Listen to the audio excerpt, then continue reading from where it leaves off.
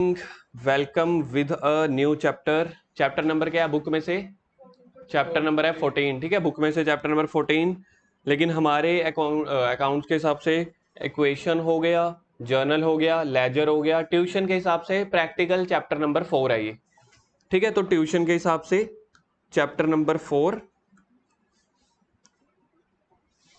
और बुक के हिसाब से चैप्टर नंबर 14। ट्यूशन के हिसाब से चैप्टर नंबर 4 है और बुक के हिसाब से है चैप्टर नंबर 14। चैप्टर का नेम देखो ऊपर मैंने लिख दिया, ट्रायल बैलेंस। और हमें हमेशा पहले क्या बनाना पड़ता है? Accounting cycle. जल्दी से पहले अकाउंटिंग साइकिल किसी को याद है बिना देखे? अकाउंटिंग साइकिल कहाँ से स्टार्ट होता था? Identification of business transaction. देखो अकाउंटिंग साइकिल फिर से मैं वही बात करूंगा जो मैंने फर्स्ट डे भी की थी। और ये वाली चीज, रीजन क्या है, मैंने आपको बहुत बार बताया कि ये वाला क्वेश्चन ना पेपर में आता है 3 या 4 नंबर का, कि अकाउंटिंग प्रोसेस बताओ या अकाउंटिंग साइकिल। तो पूरा अकाउंट्स हम कैसे संभालते हैं, सबसे पहले हमें देखना होता है कि बिजनेस ट्रांजैक्शन की आइडेंटिफिकेशन। कोई आइटम सेल है, परचेज है, एसेट है। अब उसके लिए रूल अलग अलग होते हैं ना। एसेट के लिए रियल रूल लगता है, इनकम एक्सपेंडिचर के लिए नॉमिनल रूल, पर्सन के लिए। तो इसलिए सबसे पहले आपको आइडेंटिफाई करना पड़ता है, तभी तो आप उसका रूल लगा पाओगे। फिर उसके बाद कहानी शुरू होती है प्रैक्टिकल। जर्नल, जर्नल का दूसरा name books of original entry. याद करना। देखो अगर मेरे पास 4 स्कूलों के अलग अलग स्टूडेंट बैठे हैं ना, मैं आपको गारंटी लिख के देख सकता हूँ 2 स्कूल में तो ये क्वेश्चन पक्का आएगा। जर्नल का दूसरा नेम क्या होता है? Books of original entry. और उसके बाद लेजर, लेजर का दूसरा name books of principal entry. तो ये 2 क्वेश्चन ना एक एक नंबर में आते हैं, वेरी शॉर्ट में। उसके बाद ट्रायल बैलेंस। तो ये आज हमारा चैप्टर शुरू होगा। ट्रायल बैलेंस के बाद फाइनेंशियल स्टेटमेंट। फाइनेंशियल स्टेटमेंट के 2 पार्ट होते हैं, trading and P&L account, profit and loss account, और दूसरा होता है बैलेंस शीट। अब जब हम बात करते हैं ना ट्रायल बैलेंस की, पहले मैं समझा देता हूं 5 मिनट में। फिर ध्यान से हाथ हटाओ। हाँ, ट्रायल बैलेंस की जब हम बात करते हैं ना, प्रैक्टिकल लाइफ, जैसे मैंने आपको बताया मेरा खुद का भी ऑफिस है, तो मैं शाम तक ऑफिस में हूँ, तो उसके बाद ट्यूशंस। तो ट्रायल बैलेंस किसी भी कंपनी में, चाहे बिजनेस छोटा हो चाहे बिजनेस बहुत बड़ा हो, ट्रायल बैलेंस, जर्नल, लेजर, ये सब कुछ बनता है। और मैंने आपको बताया था हमें जर्नली करना क्या पड़ता है, हमें सारी रिकॉर्डिंग करनी पड़ती है जर्नल की। आजकल के सॉफ्टवेयर ऐसे हैं कि जर्नल जैसे ही आप लोगों ने सॉफ्टवेयर में डाला ना कि मैंने इतने का सामान, लेजर अपने आप बनेगा, पीछे से ट्रायल बैलेंस भी, P&L अकाउंट और बैलेंस शीट भी। मतलब बड़ी बड़ी कंपनीज हैं, उन्होंने अपने सॉफ्टवेयर इस हिसाब से तैयार कर रखे हैं कि अगर आप जर्नल को सॉफ्टवेयर में सही से पुट करते हो, किसको? जर्नल को। जो पहला स्टेप है ना आइडेंटिफिकेशन वाला, तो देखा जाए तो वो तो थ्योरेटिकल हो गया ना। प्रैक्टिकल कहां से स्टार्ट होता है सर? प्रैक्टिकल तो ये जर्नल से स्टार्ट होता है। तो जर्नल, अगर आपने सॉफ्टवेयर में अच्छे से पहली एंट्री को सही डाला, तो उसके हिसाब से लेजर ऑटोमेटिकली बनता है सॉफ्टवेयर में, ट्रायल बैलेंस भी, फाइनेंशियल स्टेटमेंट भी। तो इसका मतलब है जर्नल कभी भी ऑटोमेटिक नहीं उठाता सॉफ्टवेयर या कंप्यूटर। जर्नल की नॉलेज आपको होनी चाहिए, बाकी वो ऑटोमेटिक उठा लेता है। अब फिर कई बार मेरे को स्टूडेंट पता है क्या बोलते हैं, सर फिर सिर्फ जर्नल ही करा दो, बाकी करने क्यों? 2 रीजन। एक तो आपके अकाउंट्स का सिलेबस है ना, वहां तो करने है ना, मैं तो आपको प्रैक्टिकली बात बता रहा हूँ। और दूसरी चीज, आप लोगों की कई बार ना कंपनीज में, अब ना इंडिया में बड़ी सारी फॉरेन कंपनीज होती हैं। देखो किसी भी ट्यूशन, किसी भी स्कूल में आपको ना प्रैक्टिकल नॉलेज नहीं बांटेंगे। वो पता है क्या बांटेंगे? जो आपके सिलेबस तक सीमित है ना, उसको समझाने के लिए वो चीजें बांटते हैं।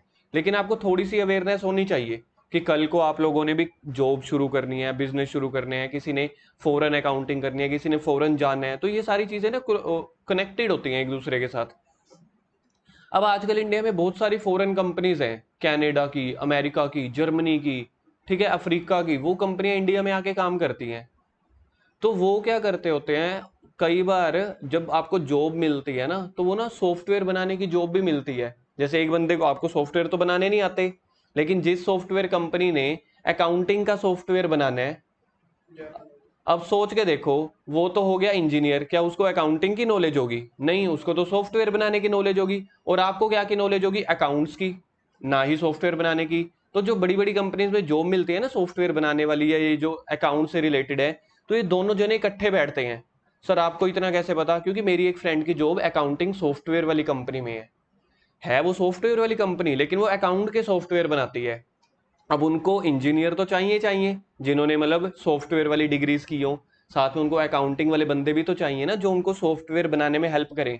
तो किसी ने जब प्रोग्रामिंग डाली होगी सॉफ्टवेयर में कि जर्नल डालो, ledger, trial balance, financial statement अपने आप बनेगी, भगवान ने थोड़ी ना प्रसाद भेजा होगा या वरदान दिया होगा, हे सॉफ्टवेयर कभी भी जर्नल आए तो बाकी अपने आप बन जाइयो। पीछे से हम जैसे इंसान बैठेंगे ना पहली बार तो प्रोग्रामिंग करने के लिए, तो इसलिए मेरा उन स्टूडेंट को जवाब होता है कि जो कहते हैं मेरे को बार बार कि सर जर्नल बन रहा है बाकी तो ऑटोमेटिकली बन रहा है, तो सिर्फ जर्नल ही सीख लो।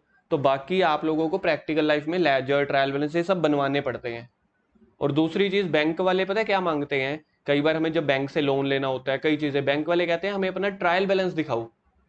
ट्रायल बैलेंस से अल्टीमेटली पता चलता है कि आपका बैलेंस कितना है। अब मैं बताता हूं कि जर्नल, लेजर, ट्रायल बैलेंस है क्या, कई बार बताया भी हुआ है। मुझे एक बुक दो।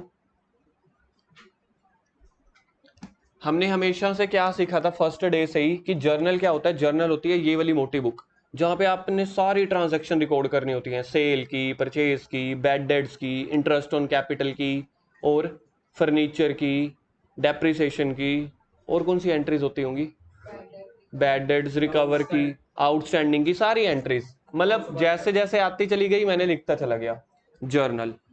फिर उसके बाद हमने देखा लेजर चैप्टर जो पिछली क्लास में खत्म हुआ है। लेजर में क्या हुआ कि जितने भी जर्नल एंट्रीज आई हैं, जितने भी अलग अलग अकाउंट है, उनके अलग अलग खाते खोल दो, तो वो होते हैं आपके ऐसे, समझ लो थोड़ी सी और पतली बुक हो गई आपकी।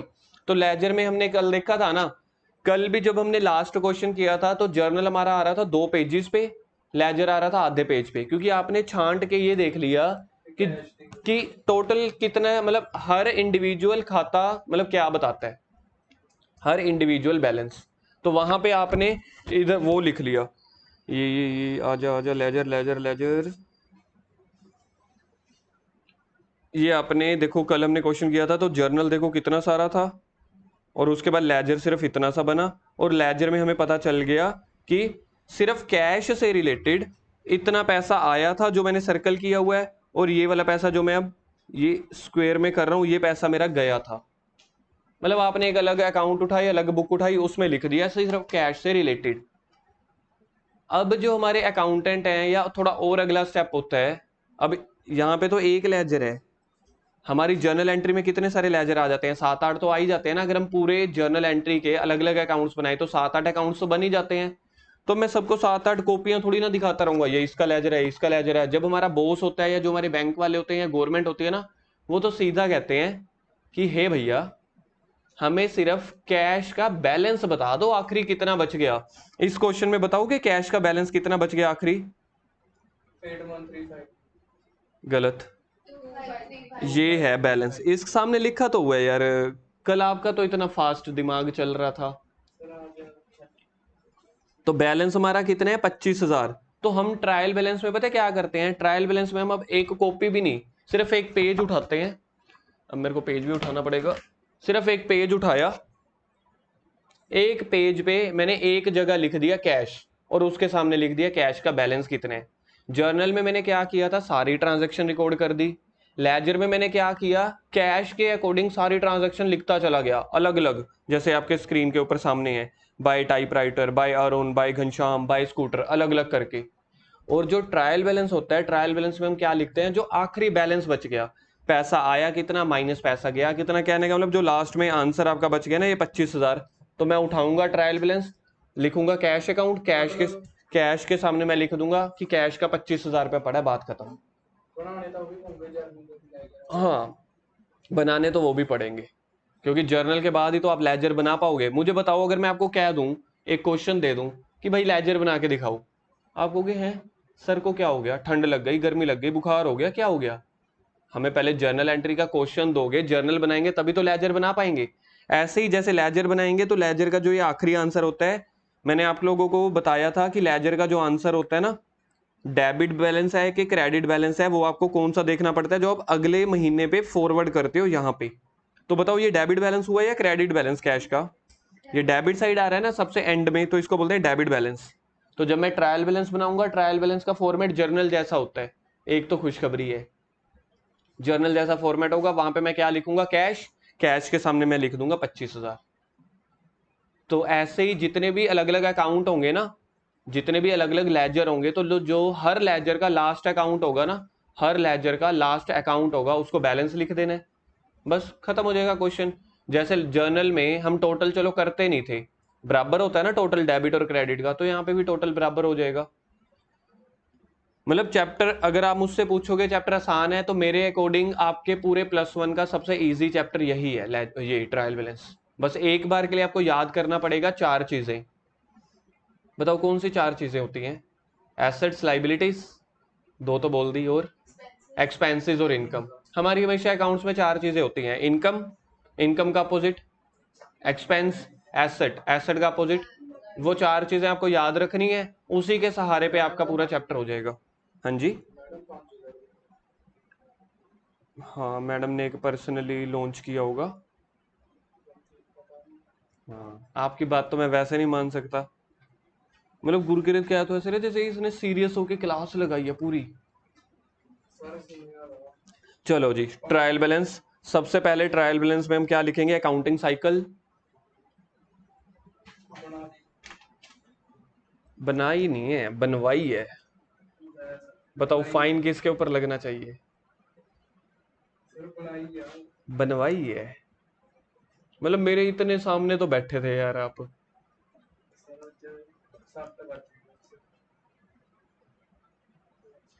डिंपल बनाओ, बना लिया क्या अकाउंटिंग साइकिल?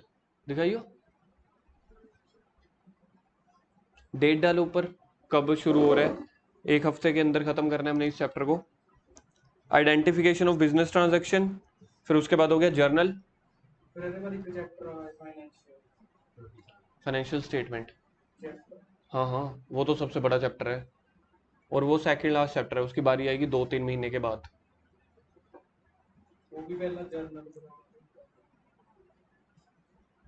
आखिरी स्टेप फाइनेंशियल स्टेटमेंट है ना, तो आखिरी चैप्टर यही होता है, लेकिन अब उस चैप्टर की बारी आएगी 4-5 चैप्टर्स के बाद।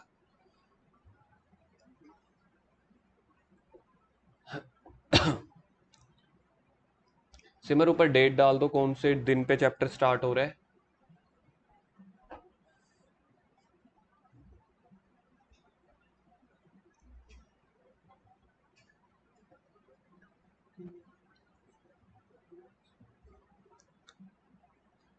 चलो जी, अब फर्स्ट टॉपिक लिखो, meaning and introduction of trial balance. Meaning and introduction of trial balance, ये आपकी फर्स्ट हेडिंग हो जाएगी। नहीं, हाँ बुक में तो सारा कुछ है ना। हम मुझे मेरे न्यूमेरिकल को समझाने के लिए जिस चीज की जरूरत पड़ती है मैं सिर्फ वही लिखवाता हूँ। Meaning and introduction of trial balance. बोलूं? पॉइंट नंबर 1 लिखो। अच्छा आप मेरे को बताओ, ट्रायल बैलेंस किसके बाद बनाया जाता है और किससे पहले?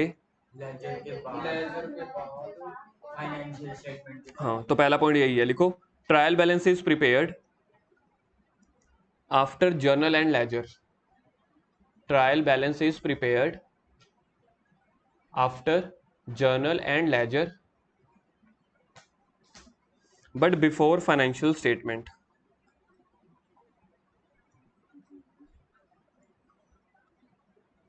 Trial balance is prepared after journal and ledger but before trial balance, sorry, before financial statement. Point number 2 लिखो। Point number 2 लिखो, trial balance is a statement.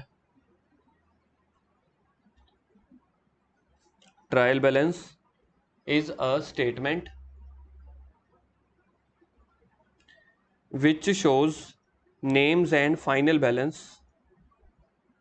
Trial balance is a statement which shows names and final balance of every account, names and final balance of every account oblique ledger. Account को laser भी बोला जाता है।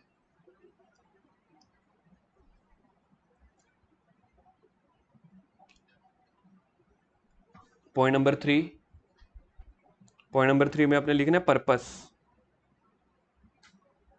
Purpose मतलब आपकी heading हो गई। It is prepared, ये जो पर्पस है ना इसको डाल दो ई। हम डालते हैं ना ई एग्जाम वाला, हाँ तो ये एग्जाम में आया हुआ है, थर्ड वाला जो मैं लिखवा रहा हूँ। सिमर नंबरिंग कर लेना 1 2 3 ना, डॉट की जगह। It is prepared to find out the, it is prepared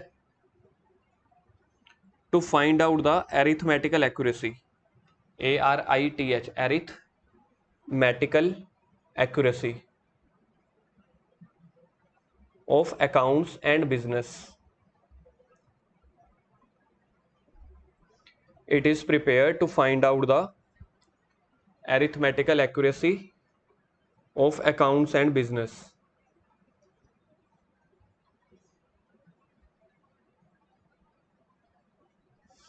Point number 4, TB is prepared, TB समझ गए ना, ट्रायल बैलेंस। मैंने सोचा अगले 3-4 पॉइंट में आपका थोड़ा सा मेहनत कम करवा दूं। TB is prepared, आपसे तो यही उम्मीद थी मेरे लाल। TB is prepared on a particular date, TB is prepared on a particular date, किसी एक दिन पे बनाया जाता है। जैसे डिम्पल मेरे को कह रहा है मेरे को 27 तारीख का ट्रायल बैलेंस बताओ, तो मैं देखूंगा कि 27 तारीख को कितना कितना बैलेंस बच गया, कैश का, कैपिटल का। खुशली ने मेरे को बोला हमें 31 जुलाई का बताओ, तो किसी भी एक दिन किसी बैंक वाले ने बोल दिया तो उसको बोलते हैं कि उस दिन पे बनाया जाता है trial balance.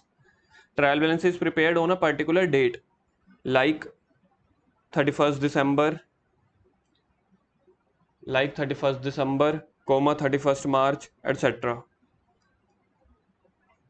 And not for a particular period, and not for a particular period. अच्छा जी, मेरे को 4th पॉइंट अब अपने आप पढ़ो। हो गया, लिख लिया 4th पॉइंट सबने? देखना वैसे क्या लाइन है, किसी को समझ आई है? Prepared on a particular date and not for a particular period, क्या मतलब हुआ? फिक्स टाइम के लिए। 1 मिनट, हाँ जी आप बोलो।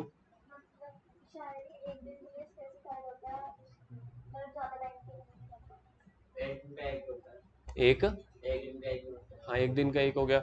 नहीं, पर्टिकुलर पीरियड का फिर मतलब क्या होगा? Not prepared for a particular period. इसका कोई फिक्स टाइम नहीं है कभी। हाँ, ये ठीक था। इसका मेन मतलब क्या होता है? अब जैसे ना हमारा लास्ट स्टेप कौन सा होता है ट्रायल बैलेंस के बाद? फाइनेंशियल स्टेटमेंट ना।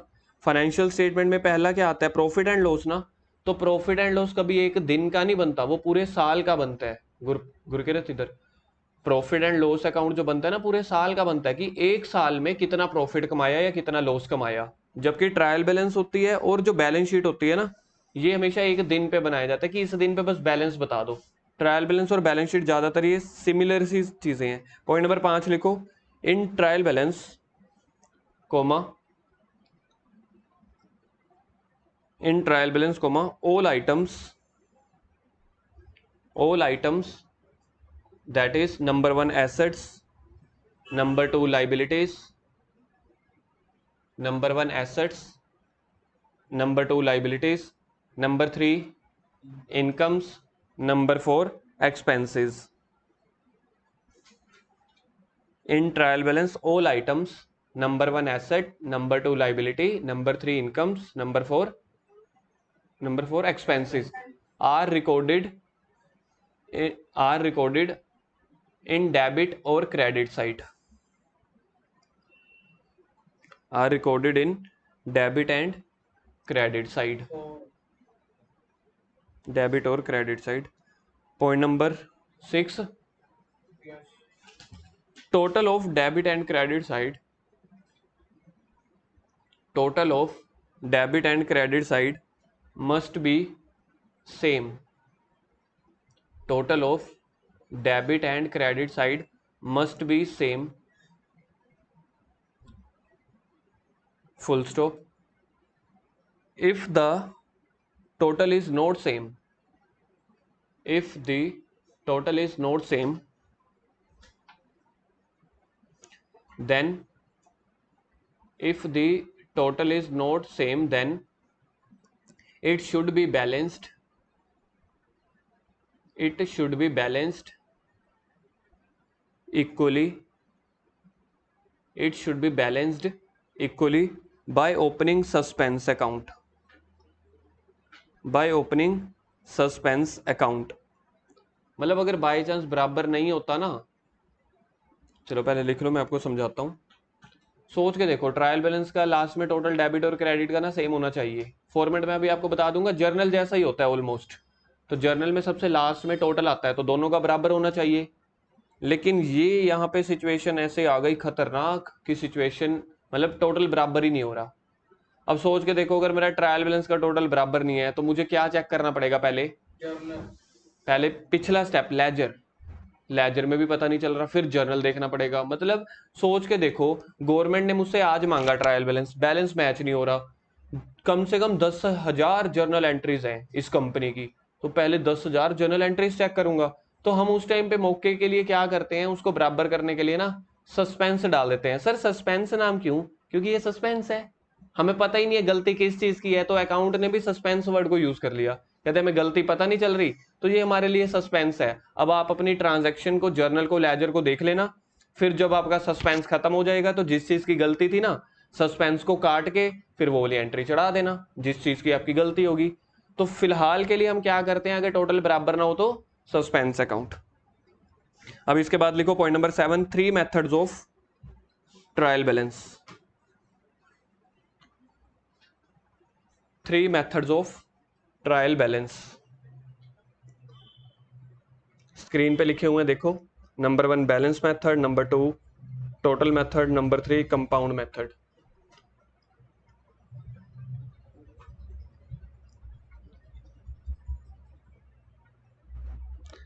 Balance method, total method, compound method.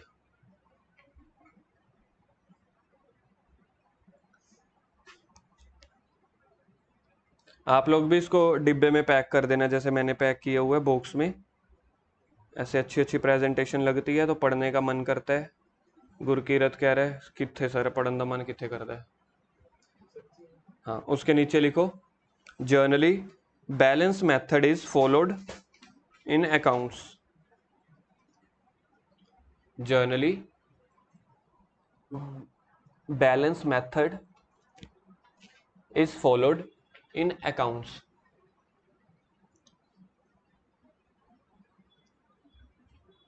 और इसके ब्रैकेट में लिखो फिर generally balance method is followed in accounts, ठीक है। इसके बाद लिखो ब्रैकेट में साथ ही दैट इज लास्ट चैप्टर के लेजर का लास्ट आंसर, या ऐसे लिखो लेजर चैप्टर का लास्ट आंसर। तो जो अभी हमें लेजर चैप्टर का लास्ट में मैंने आंसर नहीं दिखाया था कैश का 25,000 कुछ आ रहा था, तो उसको बैलेंस मेथड कहते हैं। लेजर चैप्टर्स का लास्ट आंसर, ये देखो, ये दिखा देता हूं मैं आपको। जो हमने कल क्वेश्चन किया था, तो कल क्वेश्चन में हमने ये लास्ट में आंसर लिखा था ना, ये वाला 25,000 स्क्रीन पे दिख रहे हैं ना, ये 25,000, तो इसको लिख दिया, इसको बोलते हैं बैलेंस मेथड।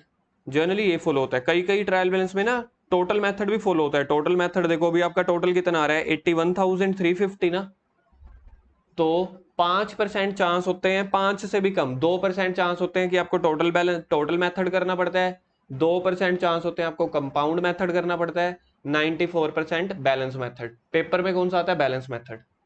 कई बार जैसे किस्मत खराब होती है ना, वो ऊंट के बैठे को भी छोटा सा कुत्ता चक पा जाता है।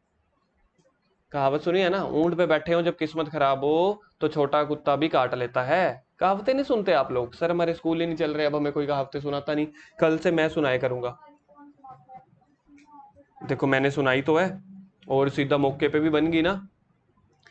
तो अगर ऐसी आप लोगों की किस्मत हुई, क्योंकि ऊंट होता है बड़ा ऊंचा, है ना, क्या वाह करो। हाँ, तो जाके आपका टोटल मेथड या कंपाउंड मेथड पेपर में आ सकता है, वरना नहीं आता। तो पेपर में सर कौन सा मेथड आएगा? Balance method. Point number 8, very very very very very important. Point number 8, एक मैंने आपको पॉइंट नंबर 3 बहुत इंपॉर्टेंट लिखवाया था। Point number 8, closing stock is generally not shown in trial balance. ये मैं आपको बताऊंगा क्या होता है। न्यूमेरिकल क्वेश्चन हो सकता है पहले दिन आपको थ्योरेटिकल लग रहा हो, लेकिन चैप्टर बहुत ही आसान है। Closing stock is not shown in the trial balance, comma, but in some cases but in some cases closing stock is recorded in TB. But in some cases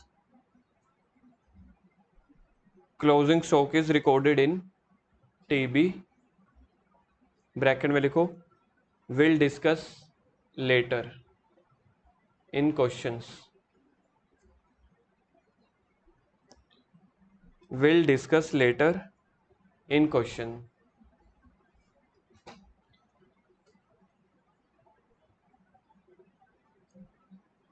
ninth point में finally शुभ आरंभ होने वाला है आपके numericals का, कि इस पूरे चैप्टर का मतलब मेन थीम क्या है, क्या क्या आना है।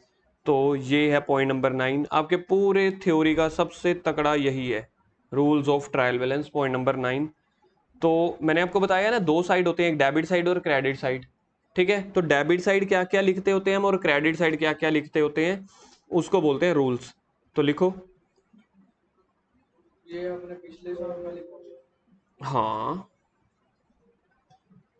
डेबिट साइड, ये क्या हो गया,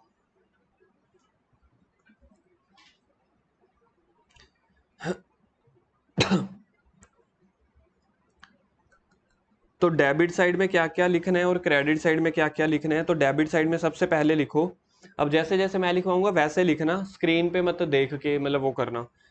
पॉइंट नंबर 1, ऑल एसेट्स, सारी एसेट्स, एसेट्स आपको पता है ना, फर्नीचर, बिल्डिंग, मशीनरी, ये सब चीजें।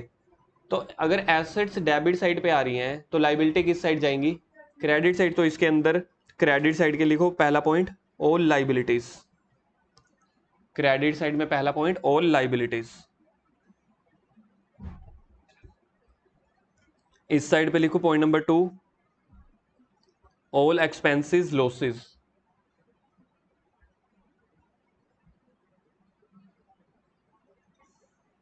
अच्छा क्रेडिट साइड बताओ फिर क्या, क्रेडिट साइड क्या आएगा, all incomes gains profits, all incomes. Credit side पे लिखो point number 2 all incomes comma profits comma gain comma reserve. यहाँ पे आप लोग फंस जाते हो, ये देखो ये लिखी हुई है स्पेलिंग रिजर्व, रिजर्व का मतलब ही प्रॉफिट होता है, लेकिन पेपर में ना आ जाता है कि रिजर्व, तो आपको कि रिजर्व क्या होता है, रिजर्व का सिनोनिम होता है, जैसे इनकम हो गया, गेन हो गया, प्रॉफिट हो गया, ऐसे ही रिजर्व भी बोलते हैं इसको। पॉइंट नंबर 3 डेबिट साइड पे लिखते हैं ड्रॉइंग्स। मेरे को ड्रॉइंग्स की जर्नल एंट्री बताना, मैं आपसे एक एंट्री पूछ रहा हूँ, goods withdrawn by owner for personal use. Drawings account debit to purchases account. Drawings account को आपने डेबिट किया ना, ठीक है, ड्रॉइंग्स अकाउंट को डेबिट किया, तो चाहे जर्नल है, चाहे लेजर है, चाहे ट्रायल बैलेंस है, ड्रॉइंग डेबिट ही होगा। तो इधर लिखो ड्रॉइंग्स। ड्रॉइंग्स का अपोजिट क्या होता है, कैपिटल, तो कैपिटल होगी क्रेडिट साइड। कैपिटल इंट्रोड्यूस करने की जर्नल एंट्री किसी को पता है, तो सर बिजनेस से पैसा आया, cash account debit to capital account, cash account debit to capital account. तो कैपिटल किस साइड आया, डेबिट या क्रेडिट, क्रेडिट, तो इसलिए कैपिटल क्रेडिट साइड। मतलब अगर आप देखा जाए ना, सारे के सारा वो जर्नल ही तो फॉलो अप हो रहा है, बस फॉर्मेट्स अलग है, प्रेजेंटेशन अलग है। अब आपके पास आई न्यू चीज, पहली ऊपर वाली 3 चीजें पुरानी थी, आप लोगों ने पढ़ी हुई थी, न्यू चीज इनपुट जीएसटी। मैंने आपको जीएसटी चैप्टर करवाया नहीं है, लेकिन इनपुट जीएसटी आपकी क्या होती है, एसेट। इसका मतलब क्या होता है, सर जीएसटी का होती है ये बुक पे जो भी बात 4 साल हो गए जी। इनपुट जीएसटी ब्रैकेट में लिख देना एसेट, और एसेट के लिए तो देखो पहला पॉइंट भी मैंने लिखवाया हुआ है ना, डेबिट में आता है। इनपुट जीएसटी का मतलब लिखो क्या होता है, GST paid on purchase. Purchase करते हुए आप कोई भी जीएसटी पे करते हो तो देखा जाए तो आपका खर्चा हो गया ना। कई बार इसको खर्चा बोला जाता है, कई बार इसको एसेट्स बोली जाती है। सोच के देखो, मैं डोमिनोज का पिज्जा खाने गया 100 रुपए का, उन्होंने बोला 500 रुपए जीएसटी के भी लगेंगे, मैंने डोमिनोज वालों को कितने पैसे दिए, 100 या 105, 105, तब जाके बेचारों ने मुझे पिज्जा दिया। 100 रुपए उन्होंने अपने पास रखा, 5 रुपए उन्होंने जीएसटी के कलेक्ट किए। तो सर हम मतलब पिज्जे पे भी टैक्स भरते हैं, जी हाँ पता है आप लोगों को। अनेजा स्वीट्स जाओ, गोपाल स्वीट जाओ, जहां पे आप उनका बिल लेते हो तो वहां पे भी आपके ऊपर टैक्स लग रहा है। सर इसका ना स्पंजी रसगुल्ला खाते हैं, हाँ, कितना सोच के मजा आ रहा है, सर उसके ऊपर भी टैक्स लगता है, जी हाँ। जो आप बड़ी बड़ी कंपनियों में जाते हो, जैसे बड़े बड़े शोरूम्स में, अगर वो टैक्स लेते हैं, सीधे बैठो, घर बैठे हो? तो जो भी आप बड़ी बड़ी फर्म्स में जाते हो, बड़ी बड़ी दुकानों पे जाते हो, टैक्स लगता है, चाहे वो पिज्जा हो, जैसे ब्रांड हो गए तो टैक्स लगता है। तो इनपुट जीएसटी उसको बोलते हैं। तो मेरे लिए तो खर्चा या मेरे लिए एसेट बन जाती है। सर एसेट कैसे, ये कौन सा मेरी प्रॉपर्टी है? जब जीएसटी का चैप्टर सिखाऊंगा ना तब डिटेल में सिखाऊंगा। आप अभी ऐसे सोच लो कि ये मेरा खर्चा है, तो खर्चे कहाँ पे आते हैं? डेबिट साइड में ना। तो डेबिट साइड, इसके अपोजिट साइड पे लिखो, यहाँ पे अगर इनपुट जीएसटी है तो यहाँ पे क्या आएगा? इनपुट की जगह आउटपुट जीएसटी लिख लिया। और पांचवा पॉइंट यहाँ पे खाली है, कुछ नहीं है, यहाँ पे है all reserves and provisions. All reserves and provisions. Provisions का मतलब होता है लाइबिलिटीज। प्रोविजन का मतलब क्या होता है? लाइबिलिटीज। और क्रेडिट साइड की पहली आइटम देखना क्या थी वैसे? क्रेडिट साइड की पहली आइटम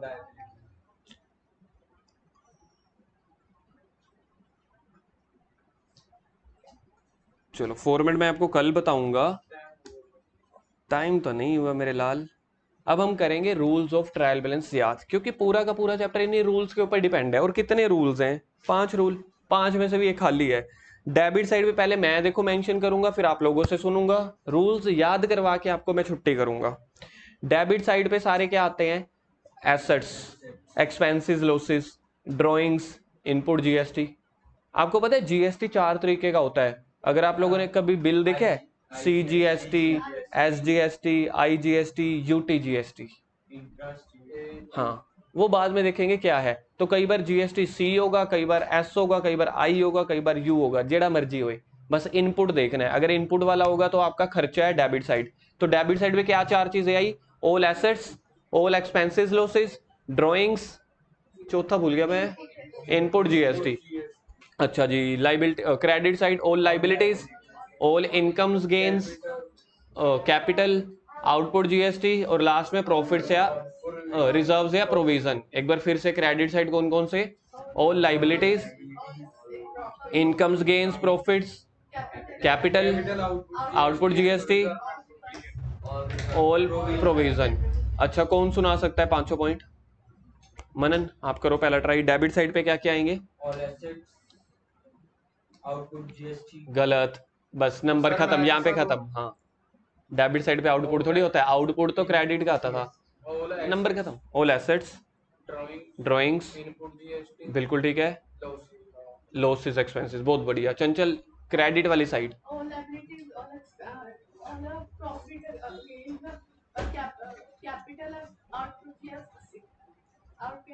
ठीक है,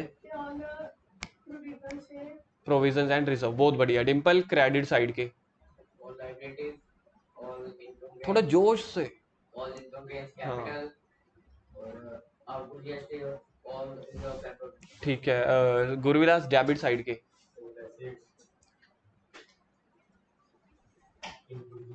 बैग रख दो अभी साइड पे, ऐसे नहीं। हाँ जब तक मैं नहीं बोलता तब तक बैग ना पैक किया करो। बोलो बोलो आप। ठीक है, 2 ठीक है, ठीक है। एक बार फिर से डेबिट साइड दोबारा याद आएंगे। पहला एसेट्स, बोलो बोलो, ठीक है।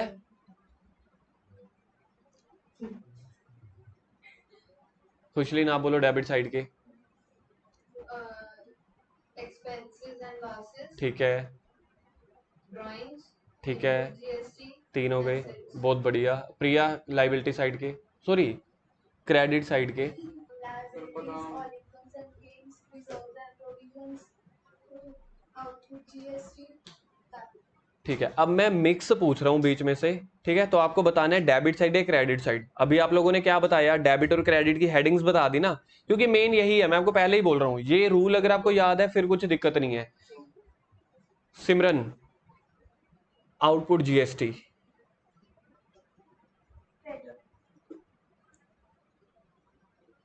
क्या बोला आपने? पीछे हो जाओ। किस साइड? डेबिट, फिर से हार गए आप, पहले भी इसी पे हारे थे, कब सीखोगे? गुरविलास ड्राइंग्स, डेबिट। अच्छा जी, अब एक एक करके, ठीक है? खुशली नब आपने बताना है। कैपिटल, Credit, ड्राइंग्स, पीछे हो जाओ थोड़ा सा, ड्राइंग्स, हाँ हाँ डेबिट ठीक है जी। Input CGST, debit output CGST। credit, आपकी टर्न थी दोबारा से। अच्छा चलो अब आपकी टर्न है, आप बताओ। Provision, credit, reserves, credit, profit, credit losses, capital, credit, drawing, वही आ गया। Assets, debit liability, credit provisions, credit, drawings. debit, Priya debit वाले बताओ क्या क्या आते हैं। assets, assets, drawings, drawings, losses, losses, input GST. Input GST। Khushleen credit side. कोई 3 बताने हैं। गुरविलास आपने जो बच जाएंगे वो 2 बताने हैं। अब आएगा खेल का मजा। कोई 3 क्रेडिट साइड के। Liabilities, liabilities, output GST, output GST, capital. Capital. बाकी 2 प्रॉफिट। बहुत बढ़िया, चलो बाकी करेंगे कल। Bye bye.